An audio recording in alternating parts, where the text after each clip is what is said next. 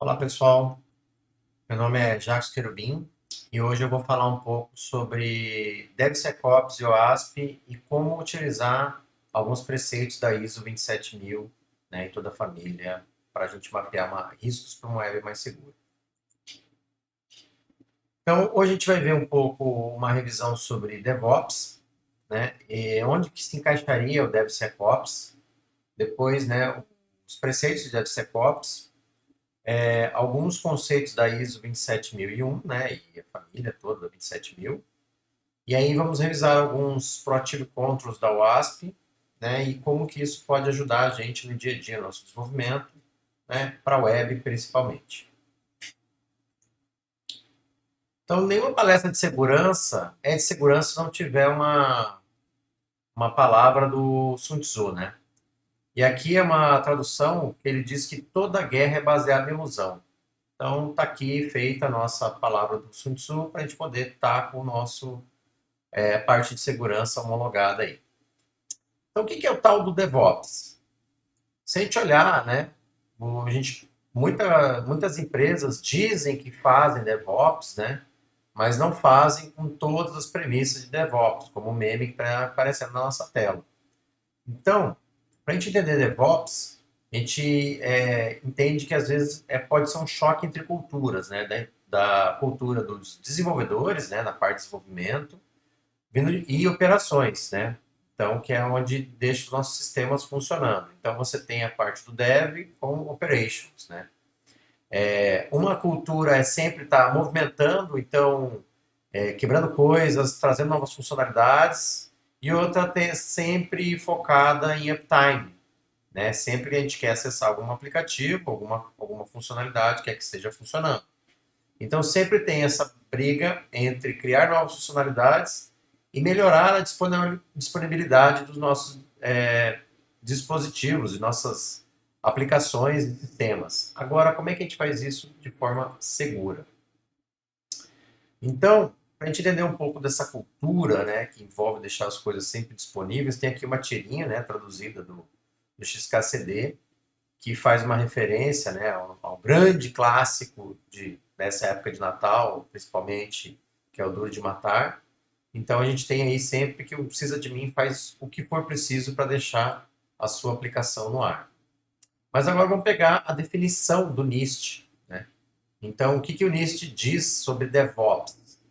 Então, DevOps traz consigo desenvolvimento, né, de softwares e operações para diminuir os ciclos de desenvolvimento, permitindo às organizações serem ágeis e manter o passo da inovação enquanto tem a vantagem de tecnologias e práticas já cloud natives, né? Então nativas da nuvem. Então o NIST diz que justamente a ideia de você unir o desenvolvimento e operações para diminuir esses ciclos, a ideia é sempre estar entregando e também sem deixar cair, justamente por estar com a nuvem bem ali junta. E aí, o que seria o DevSecOps, né? Onde está a parte da segurança nisso, né? Então, geralmente, o desenvolvedor, né, olha e fala, olha, tem uma libnode bacana ali, né? Mas o pessoal de operações também não fica atrás, né? O pessoal de operações olha e fala, nossa, vi esse ponto .deb aqui, esse ponto .rpm, um binário que eu peguei no GitHub, né? Então, isso é uma coisa que tem que se avaliar também. É um framework, ou vou adicionar um source que eu achei aqui no How-To. Peguei um código no Stack Overflow, né? Peguei um binário do SourceForge para colocar no meu servidor e um novo repo do GitHub, né? Então, cuidado, gente. Tudo isso é possível, dá para fazer de forma segura, mas tem que ter cuidado, tem que pensar, tem que analisar, tem que verificar. E como que a gente faz isso? Né?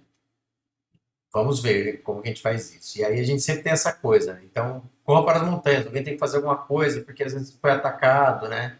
Aí a empresa corre, faz um time de segurança, né? Tem Red Team, Blue Team, Purple Team, White Team, Green Team, então, e uma sopa de letrinhas. Então, como é que a gente organiza tudo isso? Com DevSecOps. E aí, o que é a definição do DevSecOps? Então, segundo o NIST, O DevSecOps ele garante que a segurança está parte de todo aquele ciclo de desenvolvimento ágil do DevOps, integrando essas práticas de segurança e ferramentas que automaticamente vão gerar segurança, além de estar compliance, né, com os processos e os artefatos através de todo o processo de desenvolvimento. Então, como é que a gente pensa todo esse processo de desenvolvimento, integrando essas questões de segurança em todo o ciclo? Então, a gente tem, pensando, né, nessa definição do NIST, a gente tem sempre pensando na redução de vulnerabilidades, de código malicioso e outros aspectos de segurança de software. A gente vai ver como é que a gente integra isso. Com isso, a gente vai avaliar a mitigação de impacto quando tem vulnerabilidades. Então, quando eventualmente a gente achar vulnerabilidades, como é que a gente mitiga esse impacto dessas vulnerabilidades? A ideia é sempre entender a causa raiz das vulnerabilidades para poder prevenir recorrência. Então, olha, entendendo a causa raiz, a gente consegue que não ocorra novamente, né, aquele tipo de vulnerabilidade. E, óbvio, tentando reduzir o atrito, né, porque se já existe geralmente atrito entre as equipes de desenvolvimento e operação, colocando a equipe de segurança no meio pode gerar mais atrito. Então, como é que a gente faz isso de uma forma que todo mundo sai ganhando? A ideia é sempre que a gente consiga melhorar tudo, segurança, o ritmo de desenvolvimento, operações, tudo isso de forma rápida e ágil e segura. E aí, para isso, a gente vai falar um pouco sobre o ASP, né? Que é o Open Web Application Security Project. Então, é uma entidade sem fins lucrativos de reconhecimento, né, internacional que atua no foco da colaboração para o fortalecimento de segurança de software de todo mundo. Então, a OASP, ela sempre está publicando vários materiais, ferramentas, é uma comunidade, então existem membros que estão sempre apoiando e ajudando a comunidade a melhorar a segurança. E os projetos que a gente vai estar trabalhando aqui no nosso bate-papo focado no Proactive Controls, né? Então os controles proativos, que forma que a gente pode usar esses controles para melhorar a segurança. A gente vai falar do ASP Top 10, que são as principais vulnerabilidades que a comunidade indica, né? A gente vai ver que houve uma alteração para essa última versão que saiu ano passado. A gente tem alguns cheat sheets que ajudam justamente essa questão do dia a dia. Pô, como é que eu faço uma implementação disso, daquilo? A gente vai ver alguns cheat sheets que ajudam. E também na parte de APIs, né? Porque geralmente as APIs hoje, né, sendo um ambiente nativo de nuvem, sempre estão sendo integradas e acessadas através dos nossos projetos. Agora falando sobre a parte do desenvolvimento seguro. Por que desenvolver de uma maneira segura? Pensar nisso de uma maneira segura. Então a gente tem aqui no Jones e Capers de 1996, a gente para entender o custo do reparo. Então a gente vê ali uma linha de azul em qual momento os bugs, né, e os defeitos, entre aspas, são inseridos. Na linha amarela a gente vai ver onde geralmente são encontrados, e a linha vermelha é o custo desse bug, né, ou dessa vulnerabilidade em relação ao momento de codificação. Então você tem a fase de codificação, de teste de unidades, testes de funções, teste de sistemas, e depois da teste de integração e depois teste, depois da parte da entrega do software, né, do release. Então, se você vê, quando você está codando, você tem um custo de 1x, que é o custo de você estar lá e colocar a tua linha de código. Quando você acha um bug no teste de unidade, você vê que já é 4x. Então, a gente tem 85% dos bugs sendo inseridos na fase de codificação, óbvio, né? Tudo está praticamente ali. Então, você tem, na parte de System Test, você tem a maior quantidade de bugs encontrados ali. O que é o ideal, né? É o máximo ser encontrado ali. Porque ali o custo, como a gente vê, ele chega a ser 40 vezes o custo do código. Mesmo assim, não é o ideal seria quanto antes encontrar o bug, né, para ser o custo de um X, mas ali é o pior dos casos que a gente consegue pegar. No pior dos casos, geral, é óbvio, depois do software ser entregue para todos os clientes. Aí o custo é 640 vezes. Então, quanto é o famoso shift left, né? Então, assim, trazer para a esquerda. Quanto mais próximo da fase de codificação a gente encontrar os bugs, o custo de reparo vai ser menor e o custo de manter vai ser menor. Então, isso é que todas as empresas hoje estão tentando e implementando métricas e controles para justamente concentrar ali a identificação dos bugs, para nunca chegar nesse custo de 640 vezes. Isso depende do ciclo de vida. Então, o próprio ASP tem um modelo de maturidade e garantia de software, né?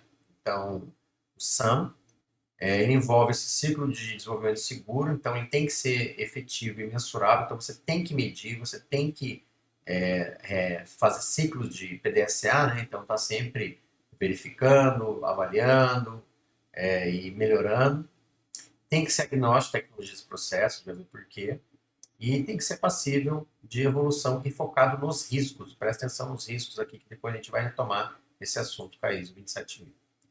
Então, durante o ciclo de vida, a gente tem 5 funções de negócio que envolvem os controles principais. Então, a gente tem a parte de governança, projeto, implementação e verificação e operação. Então, nessa funções de negócio, cada uma dessas cores, você tem a parte dos controles. Então, os controles podem ser na parte de governança, estratégias e métricas, que eu comentei, ter políticas, né? Toda empresa ou instituição que você trabalhar precisa de políticas para poder ser efetivo na parte de segurança. E aí vai envolver a parte de compliance para verificar se está sendo cumpridas essas políticas. Na parte de governança vai envolver educação e capacitação da equipe, né? Como isso aqui que a gente está fazendo aqui. Na parte de projeto, fazer uma análise das ameaças. Então, entender quais são as ameaças que envolvem o nosso sistema, o nosso software. Quais são os requisitos de segurança? Tem alguma legislação, uma política, né, ou compliance vai me verificar? Então, eu tenho requisitos de criptografia, requisitos de logs, etc. A arquitetura segura, pensar na arquitetura do sistema de uma maneira que seja totalmente segura. Na parte da implementação, a gente ter build, né? Então, assim, como é que a gente vai construir esse software de uma maneira segura? Como é que a gente vai fazer o deploy, a entrega desse pacote de maneira segura? E como a gente vai gerenciar os bugs, os defeitos desse software também pós-entrega. Na parte de verificação, óbvio, avaliação daquela arquitetura que foi avaliada no item de projeto, fazer testes baseados com os requisitos, né? Além dos requisitos funcionais, tem os requisitos de segurança. E como eu disse, testes seguros também fazem parte dessa parte dos testes. Então, está dentro da esteira ali a parte de testes de segurança. Depois disso, na parte da operação do sistema, ter gerenciamento de incidentes. Né? Então, a condição incidente, como é que eu faço, qual é o meu procedimento, minha equipe de resposta a incidentes. Gerenciamento do ambiente, óbvio, né? Está o ambiente disponível. E gerenciamento operacional, né? Está tudo funcionando. Então, você tem então as funções de negócio dessas 5, né? Cinco ciclos, né? Cinco partes e aí os controles relacionados. O ASP Top 10, que foi atualizado agora em 2021, ano passado, antes disso era só em 2007. Então, teve algumas mudanças, então os que estão em verde são novos, os outros foram alterados, ou às vezes eles estavam mais abaixo, né? Então, sempre a ideia é passar por todos. Então, a gente tem aí hoje como top, né, de erros, né, de vulnerabilidade, seria o Broken Access Control, né? Então, controle de acesso com problemas, falhas criptográficas, né? É outro item que verificaram, que era terceiro, foi para segundo. Broken Access Control era quinto, foi para primeiro. Injection aglutinou o primeiro, que era o SQL Injection, e XSS, então foi aglutinado no Injection, que ficou em terceiro. O novo, que é design inseguro, então, assim, projeto de softwares que já são inseguros, isso tem uma vulnerabilidade específica agora.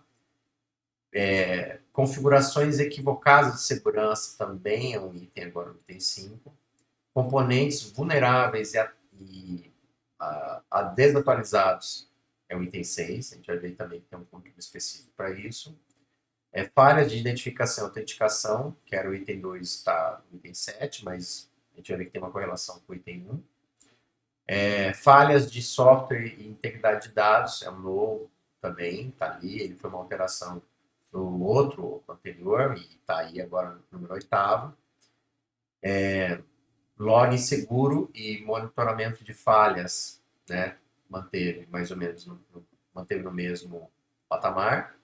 E entrou no novo, que é o Server-Side Request Forge, né? Então é uma requisição forjada para o servidor realizar provavelmente com outro servidor, que envolve serviço de nuvem, e agora está no item 10.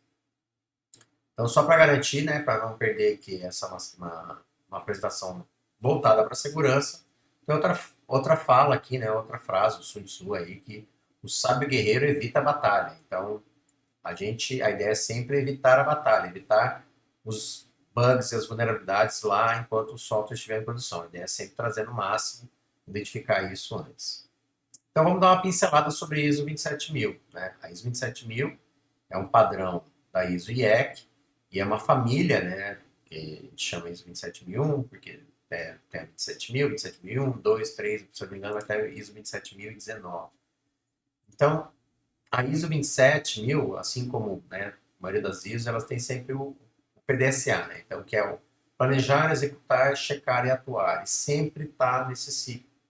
Então, é preferível que você tenha um ciclo que rode, né? Então, sempre esteja planejando, executando, checando e atuando, e assim sucessivamente, em vários ciclos, do que fazer um ciclo só e parar e não ter uma outra ação. É sempre o ideal estar sempre nessa ação, né, melhorando, planejando, checando e assim sucessivamente.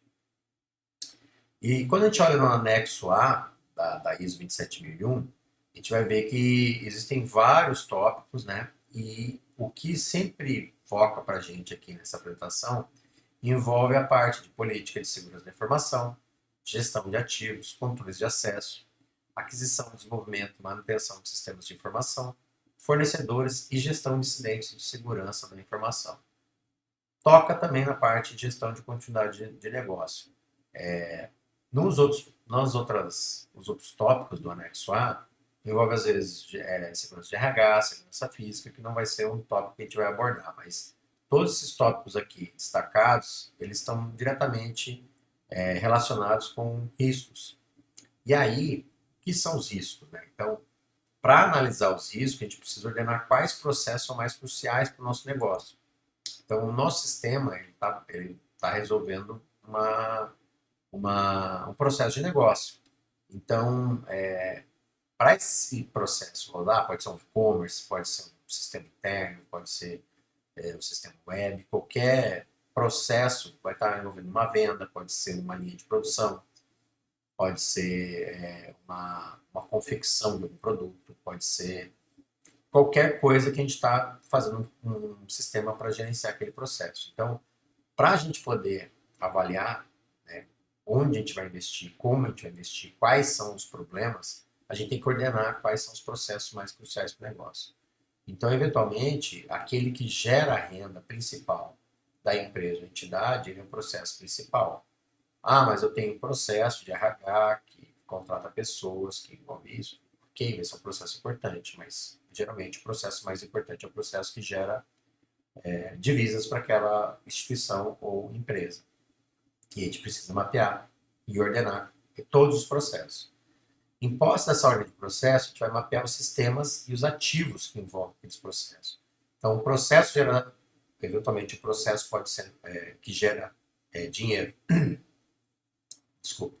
Pode ser, não pode ser, às vezes, um processo que está informatizado, mas um processo auxiliar que impacta na produção pode ser. Então, eventualmente, todos os sistemas todos os processos são ligados a sistemas, e esses sistemas estão rodando em ativos, então estão rodando em servidores, estão rodando, fazem consulta em algum sistema de nuvem. Então tudo isso tem que ser mapeado para você saber qual que é a dependência daquele sistema com outros sistemas. Então pode ser que o teu sistema dependa do sistema de autenticação de rede. E aí você vai precisar colocar aquele sistema como uma prioridade zero. E aí, com isso, que nem eu comentei, esse de autenticação, você vai ter que definir as joias da coroa. Então, quais são os principais sistemas que não podem parar? Senão a gente tem prejuízo muito grande. Dependendo do investimento, você pode falar que determinado sistema pode parar e você aceita quanto que ele pode parar. Mas tudo isso tem que estar mapeado e tem que... Quem vai dizer isso não é a área de TI da empresa. Quem vai dizer isso é a área de negócio da empresa. Então, a área de negócio vai olhar e vai sentar e ver todos os processos que existem na empresa, ordená-los em forma para numeral mesmo. Então, olha, tem um processo zero, tem um processo um processo 2 enfim, até N processos. E aí a empresa vai falar assim, olha, os que eu não posso que pare são do 1 até, por exemplo, 14. Do 1 até o 14 não pode parar. Então, essas são as joias da coroa. Então, quais são os sistemas que suportam esses processos? Quais são os ativos? Pode ser que um ativo seja um desktop de um computador, por exemplo. Então, vai definir todos os ativos envolvidos e esses vão ser as joias da coroa, como a gente chama. Com isso, a gente vai avaliar os riscos. Quais riscos se aplicam e quais ações a gente vai mitigar esses riscos. Então, pode ser que a gente mitigue as ações com alguns controles, pode ser que a gente mitigue ações repassando esse risco para uma entidade externa, ou até contratar uma empresa de seguro para poder terceirizar esse risco. Então, o que é a definição de risco? Risco é o efeito da incerteza sobre objetivos, né? Então, o risco, ele pode ser algo que possa acontecer. Geralmente precisa de uma ameaça, né, e uma vulnerabilidade. Então, o conjunto de ameaça e vulnerabilidade torna um risco maior ou menor. E aí, dependendo do controle que a gente faça, tem riscos residuais, que mesmo após a gente tratar aquele risco, sobra algum risco residual que a gente pode aceitar ou a gente pode terceirizar, né, ou externalizar para alguém. E a aceitação do risco é isso, é uma decisão informada. Pode ser que eu tenha um fogo na minha empresa. Então, que risco apresenta ter esse fogo? Eu tenho normas de segurança de edificações, isso diminui a probabilidade de um risco no incêndio. Eu tenho backup fora da minha empresa, então isso vai diminuir o risco e pode ser que eu aceite o risco da minha empresa eventualmente sofrer um incêndio. Então, tudo isso envolve a aceitação do risco. Para aceitar ou não, para ter um risco residual ou não, eu vou precisar fazer uma análise de risco. Então, a análise de risco é o processo para compreender a natureza do risco e determinar o nível do risco. Então, a gente pode falar que o risco é alto, o risco é raro, o risco é baixo. Tudo isso fazendo análise desse risco. E aí a gente tem duas avaliações. A gente tem uma avaliação de risco, que é o chamado em inglês, né, o assessment, que é identificar esse risco, analisar ele, avaliar ele, documentar ele. E a gente tem uma outra avaliação, que seria uma análise, uma comparação dos resultados de análise de risco com os critérios. Então, a gente define os riscos, define os critérios e faz essa comparação. Isso seria uma avaliação, né? Do inglês, no caso ali, evaluation. Então, aqui, por exemplo, a gente tem vários exemplos de riscos e como tratar eles. Então, por exemplo, a gente tem o primeiro, número 1, que é o evento de remoção de dados pela equipe, né? Então, esse é o evento. Qual que é o efeito disso? É a gente perder conteúdo, perder informação. Qual que é a probabilidade disso? A probabilidade pode ser definida como alta. A pessoa pode apagar de forma intencional ou não. E qual que é o impacto disso? O impacto alto. E aí você tem uma análise ali falando, olha, qual que é o risco antes de a gente aplicar controles. Então, através de uma conta ali, chegaram ao risco 9. E aí, dentro desse risco, você vai ter ali qual que é a proposta de tratamento desse risco. Eu aceito ou eu vou reduzir? Então, se o risco é 9, eu vou reduzir. Se o risco é 6, eu vou reduzir. Se o risco é 2, posso reduzir ou eu posso aceitar o risco. Então, vamos pegar aqui um outro risco aqui, por exemplo. Um sistema, né, um bug num código, né, de um sistema. Qual que é o efeito? Não sei. Qual que é a probabilidade disso? Bug no sistema? Pode ser a probabilidade baixa. Qual que é o impacto? O impacto pode ser alto. Então ele faz um cálculo e eu posso aceitar esse risco. Não, quando tiver o impacto, eu vou tratar. Eu posso falar que não. Então, como é que eu vou reduzir? Então, aqui tem alguns exemplos para vocês começarem a entender como é que funciona essa análise de riscos que envolve todos os sistemas da empresa. E aí, de posse desses riscos, então, eu vou fazer essa análise. Então, aqui, na verdade, é metade da tabela, porque essa é uma tabela inteira. Então, nessa parte de remoção de dados pela equipe, seja por querer ou sem querer, a gente vai reduzir. Então, como é que eu vou reduzir? Qual que é o detalhe da mitigação? Eu vou ter backup horário, né? Em hora em hora. Então, eu vou fazer backup em hora e assim eu reduzo o risco de alguém apagar alguma coisa, eu consigo recuperar o backup. E aí, todo risco tem que ter um dono, né? Então, vai ter que ter uma pessoa que vai assumir aquele risco e vai definir, e pode assumir o risco ou não, ou pode externalizar o risco, etc. e tal, terceirizar. Então, ali está o John Wick, assumiu o risco, ele é o responsável, ele escreve, né, a data de quando aprovou esse risco, depois dos controles, qual que é a probabilidade, qual que é o impacto e qual que é o controle. Então, pode ser que eu tenha mitigado, mas ficou alto ainda. E nesse caso, pode ser que eu aceite o risco depois do controle. Então, aqui é uma visão geral, né, de como é que fica uma tabela de riscos. E isso é primordial de fazer antes de começar a pensar na análise de segurança. Óbvio que dependendo da empresa, se estiver correndo, você vai ter que fazer isso, né, em voo, com tudo correndo. Então, feita dessa análise de risco, feito o mapeado dos sistemas ativos envolvidos, a gente vai ter algumas formas de aplicar as melhorias de segurança. Então, a gente vai falar sobre os controles proativos da OASP. Então, são 10 controles, né? Eles foram revisados a última vez em 2018. Pode ser que esse ano ou ano que vem, né, tenha uma revisão, provavelmente o ano que vem. Então, a gente tem os 10 controles, né? A gente vai passar cada um deles aí.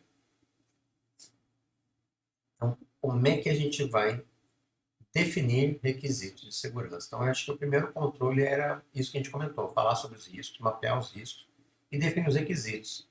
Então, a gente vai, todos os projetos, especificações, o ideal é ter os requisitos de segurança. A OASP também publica um padrão, né, de verificação de segurança de aplicações, muito interessante, vale a pena dar uma lida. E é muito legal porque ele diz assim, um exemplo, né? No ponto 1.1, a gente tem os requisitos de desenvolvimento de software. No 1.1.3 está lá, verificar todas as histórias de usuários que contêm questões de segurança funcionais. Por exemplo, como usuário, deve ser possível conseguir ver e editar o meu profile, né, o meu perfil. Eu não devo conseguir editar ou ver o perfil de qualquer outra pessoa. Então, definindo coisas assim, começa a moldar os requisitos de segurança dos nossos sistemas. E aí, o ano passado, a gente teve um caso clássico aí que impactou todo mundo e acabou com os feriados de todo mundo, né? Que foi o Log4j. Que até a Caitlin aqui deu um exemplo muito bom, né? Para pessoas que não são da área, né? Qual que é o impacto de uma biblioteca dessa, né? Tem que ser trocada, digamos, como se fosse um parafuso que envolve vários cabos no mundo inteiro. Imagina o trabalho que é isso. Foi o que aconteceu com o Log4j o ano passado. E aqui um memezinho explicando, né? Toda vez que tem um framework novo, né? A gente geralmente tem os desenvolvedores querendo utilizar. E isso hoje tem muitas ferramentas que ajudam justamente a gente mapear frameworks e bibliotecas que a gente usa, né? Então esse controle 2, a ideia sempre é você ter usar, né, mapear e usar sempre bibliotecas consolidadas que estão ativamente mantidas. Não adianta nada usar uma biblioteca que parou de ser desenvolvida em 2005. Provavelmente você vai ter muito mais trabalho e eventualmente vai virar até um mantenedor dessa biblioteca. Então, se caso você não tenha essa disponibilidade, o ideal é sempre utilizar bibliotecas, né, ou frameworks que estão ativamente, né, mantidos. O ideal é manter esse inventário de bibliotecas e versões. Existem validadores de dependências, então checadores de dependências, como o OASP, que coloca no Jenkins, né, e outras ferramentas.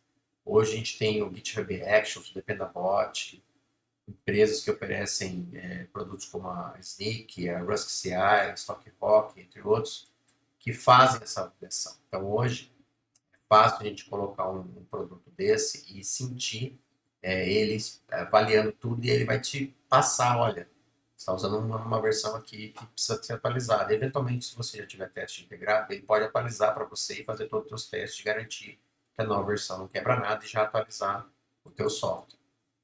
Então aqui a gente tem exemplos, ó, no caso tanto do Snyk quanto do Dependabot. Então aqui tem um exemplo que vai te indicar e ele pode gerar tickets para você validar, ou se tiver integração pode até aplicar já.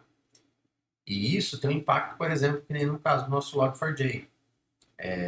A CISA, é uma instituição americana de infraestruturas críticas, ela montou uma página para mapear todos os softwares que tinham sido impactados pelo Log4j. E na época foram mais de 500 softwares, hoje já deve ter passado, né, bastante desse número. Mapeados e mais 100 afetados. Então você tem VMware, Cloudera, Cloudflare, Atlas, vários outros que foram impactados. Então é aquilo que a gente comentou de mapear bug, mapear a biblioteca e saber o impacto logo no seu negócio. Agora a gente vai falar um pouquinho sobre acesso a banco de dados de maneira segura. Então o controle 3, ele faz essa parte de acesso seguro, né? Então é aquilo que a gente estava comentando, pensar sempre nos itens de configuração relacionados a banco de dados, independente de ser relacionais ou não, fazer queries seguras. Então, o ASP Top 10 lá, o injection, é esse tipo de problema. E o API 8, o API Security, também está relacionado com esse tipo de queries inseguras. Então, a gente tem ferramentas como Bob Tables, né, testes para SQL Injection, e tem até um cheat sheet da OASP, que é um Injection Prevention. Vale a pena dar uma olhada para não fazer queries inseguras e eventualmente estar suscetível a SQL Injection. O controle 4 é para fazer dados, né, codificação de dados e dados escapados. O que é dados escapados? Que é garantir que não tem nenhum caractere ou alguma informação ali que vai quebrar aquele input. Então, sempre que for ter entrada do usuário, né, então seja via API, seja via próprio teclado, etc., tem que tratar a entrada com ferramentas disponíveis na linguagem para não entrar problemas e eventualmente ataques. A ideia é sempre, né, que nem eu comentei, escapar os caracteres especiais para não quebrar. Então, dependendo da linguagem, você tem caracteres que não podem estar na entrada e você precisa tratar disso. Está envolvido com injection também. E aí a gente tem ferramentas da WASP para o Java Encode Project, o PHP Lambda Scaper, né, o próprio .NET. E para validar e encodar esses dados e o que está relacionado com o próximo controle, a gente tem a famosa tirinha do XKCD, que é o famoso Bob Tables. Então fica como dica aí, dá uma olhada nessa tirinha que é famosíssima e, né, gerou vários memes aí. Então todos os dados têm que entrar escapados e validados e todos os inputs têm que estar válidos. Então a validação de entradas para garantir que somente esses dados são tratados, né, entre os sistemas. E você tem vários tipos de validação. Por exemplo, validação sintática, que é a CPF, que é um tipo definido, tem um formato definido, uma máscara definida e até um código verificador. Ou tipo semântico, né? Essa validação, por exemplo, da data de início e fim.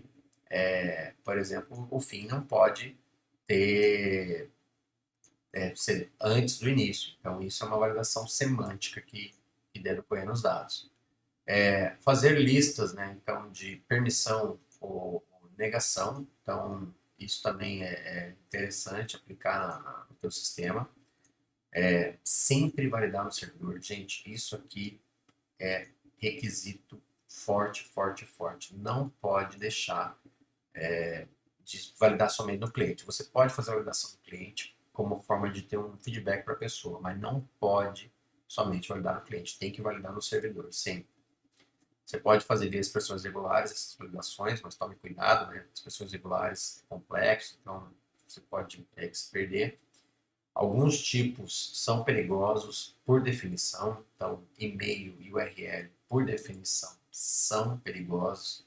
Então, para tratar é complicado. Use bibliotecas que tem que tomar cuidado com dados ou objetos serializados. Há muitos ataques hoje em dia usando deserialização, PHP, de Python, enfim. Então tem que tomar muito cuidado. Fazer sanitização de HTML quando envolve. A validação de entrada não deve ser usada como método primário, né? Então tem que ter a combinação com outros métodos para poder validar e para não sofrer ataque de SQL injection, né? E aqui a gente tem algumas ferramentas, né, para Java, para PHP, então fica aí como indicação para leitura posterior. E agora a gente vai falar sobre o controle 6, que é como que a gente implementa uma identidade digital.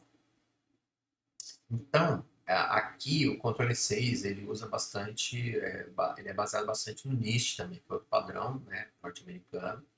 No caso ali o 863B, que tem 3 níveis de autenticação. E quais são esses níveis, né? Então, o primeiro nível 1 é senhas, somente senhas. E aí indica que o teu sistema tem que suportar no mínimo 8 caracteres se tiver sendo utilizado como multifator de autenticação.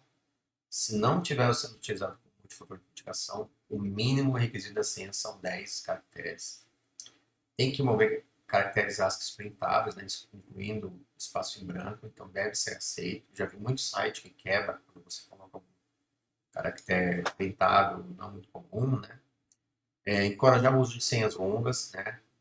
Com palavras passes, né? Chaves, frases, então 40, 80, deixa aí bastante espaço, 256 caracteres para senha, enfim, 512, aí você vai ter que fazer um equilíbrio aí, né, de espaço em disco e da senha, dependendo da tecnologia de armazenamento.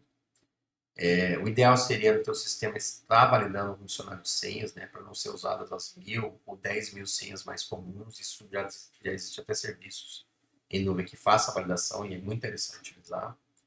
Implementar um mecanismo seguro de recuperação de senhas, tem até um cheat sheet da WASP para isso.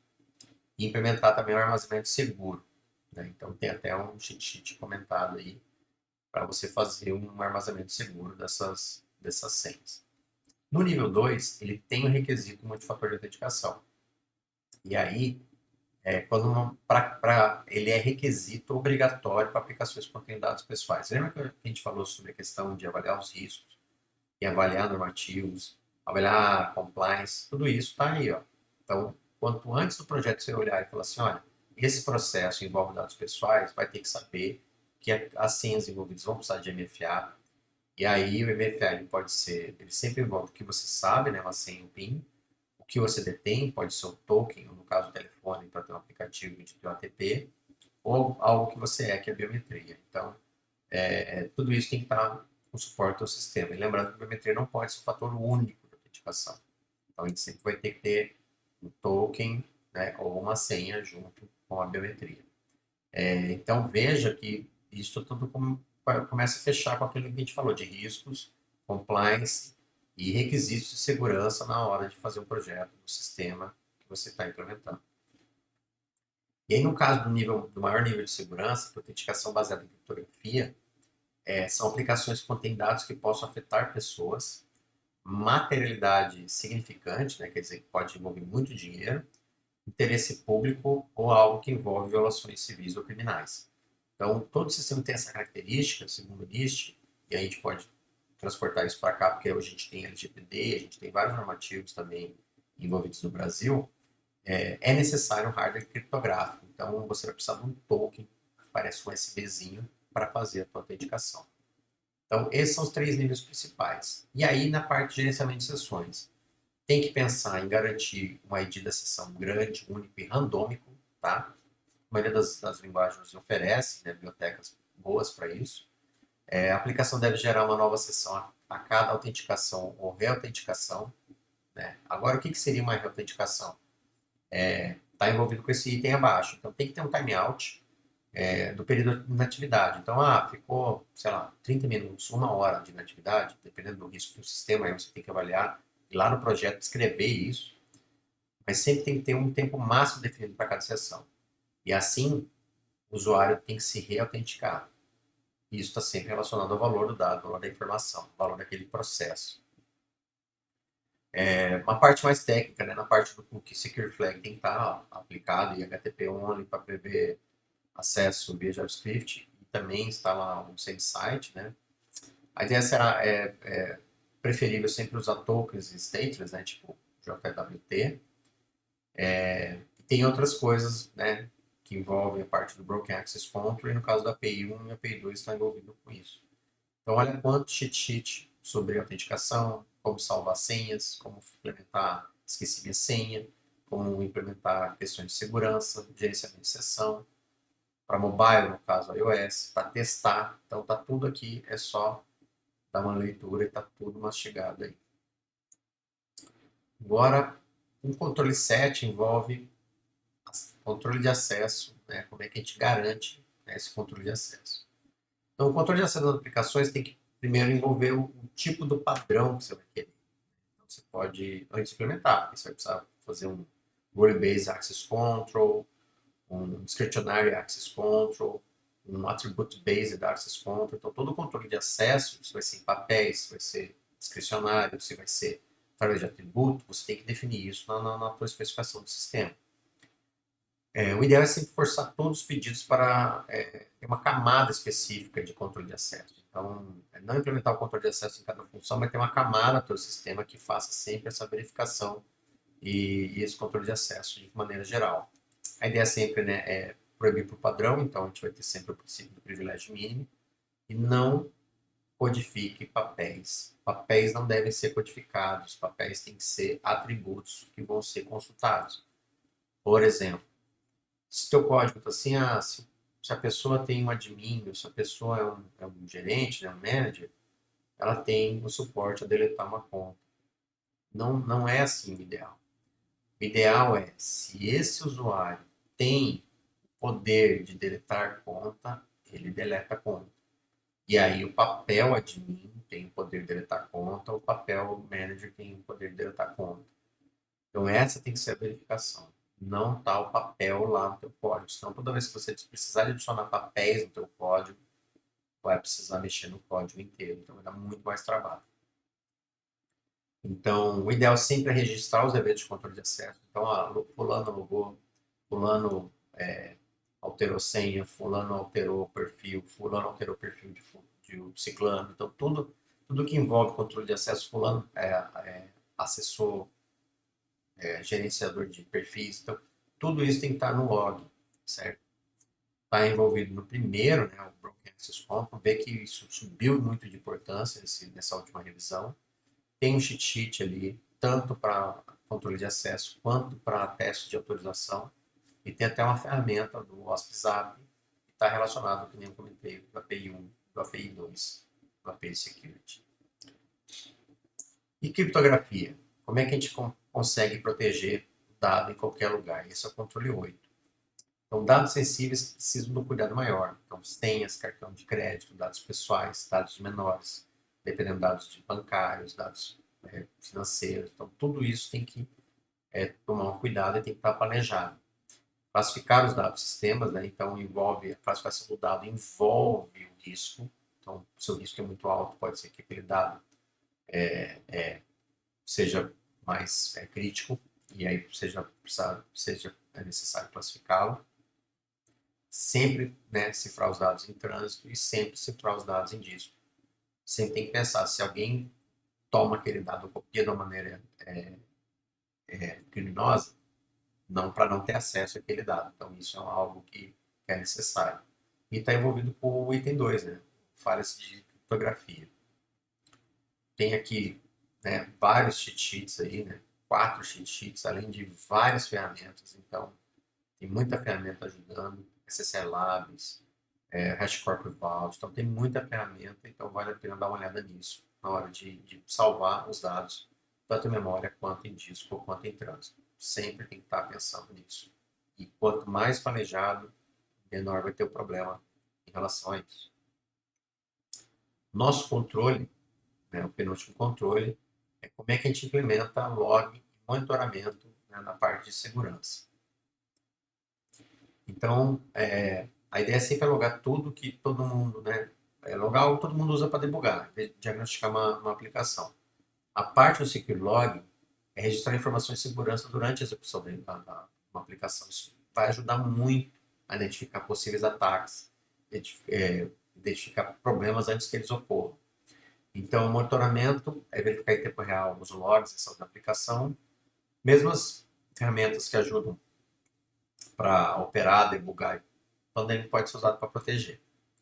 Então, existe um log padrão, por exemplo, do Apache, que ajuda a ter um padrão para utilizar os logs do seu sistema. Ter um equilíbrio, sempre logar com timestamp, user ID, mas não dados sensíveis e confidenciais. Desculpe.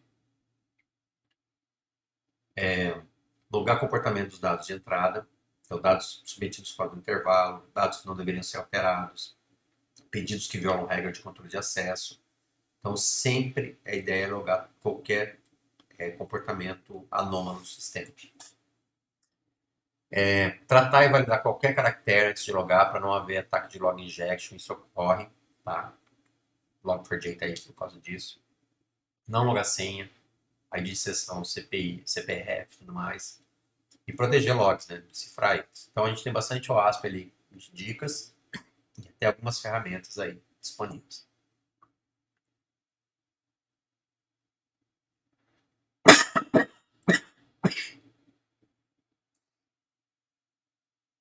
Na parte de erros, né? Eles falam, né? Tente, vamos ver essa parte de erro. Então, como é que a gente maneja erros e exceções do nosso sistema? Que é o nosso último controle. Então, tem que tomar muito cuidado no manejo de exceções. Porque pode vazar informações, pode sofrer DOS por causa de gerenciamento.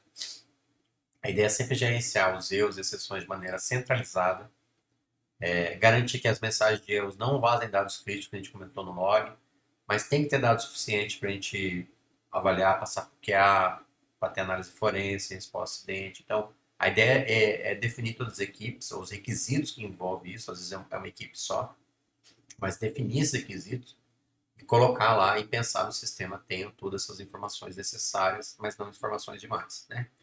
Sempre a máxima de testar, testar e testar. Então a gente tem aí bastante também cheat sheets, code review guides e tudo mais, né? E tem algumas ferramentas, e no caso até algumas premissas como o Chaos Engineering, né? Que foi a ideia de tudo quebrar para poder testar a resiliência de todos os sistemas.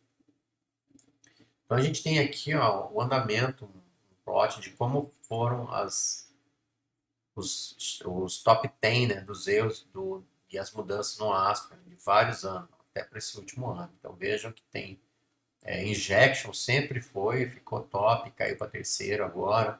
A gente tem a parte de cripto também, que sempre estava presente, a parte de configurações equivocadas. Né? Então tudo aqui você vê os novos que entraram e o movimento dos antigos. O que a gente tem de conclusões depois de passar por Sportive Controls, passar por ISO, por DevSecOps, né?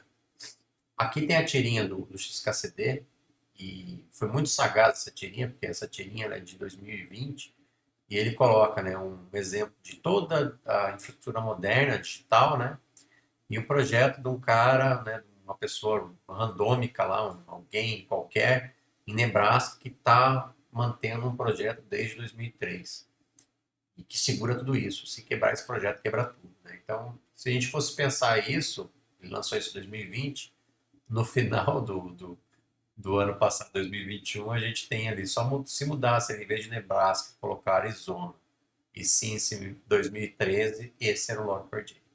A gente tem várias empresas no mundo, que estavam com seus softwares todo dependendo do Log4j e era uma pessoa que estava ali sem ser paga mantendo aquele projeto. Então, isso não faz pensar. E tem até ali uma URLzinha de teste, que inclusive várias empresas grandes caíram. Você jogava essa URL de teste e aparecia a falha do Log4j. Então, além de todas as dicas que eu dei de cheat sheets e outras documentações e ferramentas, a gente tem gerais para devs aí, a gente tem o C-Cert, tem esse C e C++ Code Standards, que é muito bom para quem vai trabalhar com C, né? Mas às vezes pode dar dicas de segurança, de como programar melhor. Em programação geral tem Clean Code, né, que é famoso. E, por favor, né, se não é da área da matemática, né, com testes e tudo mais, não crie a própria criptografia. Todas as linguagens hoje têm bibliotecas muito bem testadas, feitas por pessoas muito experientes. Então, utilize essas bibliotecas para toda a parte criptográfica do teu sistema. Né? Na parte de operações, né, a gente tem o Qualys Web CCL Labs, o Hardenize.com, na parte web. A gente tem toda a parte do MitraTac para entender técnicas, táticas e, e atuações que a gente tem dos ataques, né, que a gente tem dos atacantes. Então, você tem a forma com que entra, como é que faz persistência, como é que faz movimento lateral. Então, o MitraTac ajuda nisso, no mapeamento. E a maioria das ferramentas hoje está tendo suporte, né? Você entender cada passo ali dentro da matriz do MitraTac. E o SysControls hoje ajuda muito com coisa operacional do dia a dia, inventário de software, inventário de hardware, enfim, gerenciamento de incidentes, tem tudo ali dentro do SysControls, então dá para dar uma passada, tem até aplicações específicas de SysControls para sistemas operacionais e tudo mais, checklists. E que a gente comentou a ISO 27000 também na família, tem muita coisa ali legal para ler, é muita coisa, mas ajuda bastante a diminuir e otimizar os custos, porque os custos só sobem. Então, como é que a gente vai precisar saber se eu vou investir ou não em determinada tecnologia ou determinada parte de segurança? Só sabendo o que é mais importante ou não. E então, né, para fechar, a gente tem que segurança é responsável de todo mundo, não é só da parte técnica ou da parte de segurança, mas é de todo mundo que envolve hoje as nossas vidas, depende, né, da segurança de informação e segurança de sistemas. Não existe mais fronteira, né? Eu tenho uma rede interna, uma rede externa, está tudo em nuvem, está tudo integrado, então toma muito cuidado com essa premissa, né? Porque você vai ter esse back-end seguro, toma cuidado, o server-side request forge está aí para mostrar que tem que tomar cuidado com o back-end, tem que testar, validar, autenticar, automatizar, existem muitas ferramentas, então automatize tudo, testes mais testes, e pensando sempre que hoje não é mais se você vai sofrer um incidente, mas quando você vai sofrer um incidente. Então comece a se preparar já para um incidente. Aumente o registro de eventos no seu sistema operacional, tanto de eventos como processos, né? Então, registre comandos de shell no seu sistema operacional. Aumente o tempo de log. Hoje, espaço de disco de computador está barato. Use, registre tudo, porque pense, vai ocorrer um evento de segurança, o que eu preciso saber para saber o que foi comprometido, quando foi comprometido e como é que eu vou me recuperar desse incidente. Então, pense sobre isso, faça exercício, vale muito a pena e vai ajudar bastante. Até porque, né, como a gente vê aqui, tinha uma nova vulnerabilidade do OpenSSL esses tempos atrás, aí nas 2 semanas, 3 semanas atrás. Log4j já está esquecido, já tem um ano. SolarWinds, então, já ninguém mais lembra. E infelizmente é assim. Então, pense, analise, seja preparado, porque infelizmente a gente está com essa situação que não vai melhorar tão cedo. Então, agradeço, né, de você que está me assistindo. Está aqui algumas redes que queiram saber mais sobre o nosso trabalho, as nossas contribuições. Obrigado, Tia Linux. É um prazer estar aqui podendo compartilhar um pouco de conhecimento com todos e todas. E um grande abraço e até mais.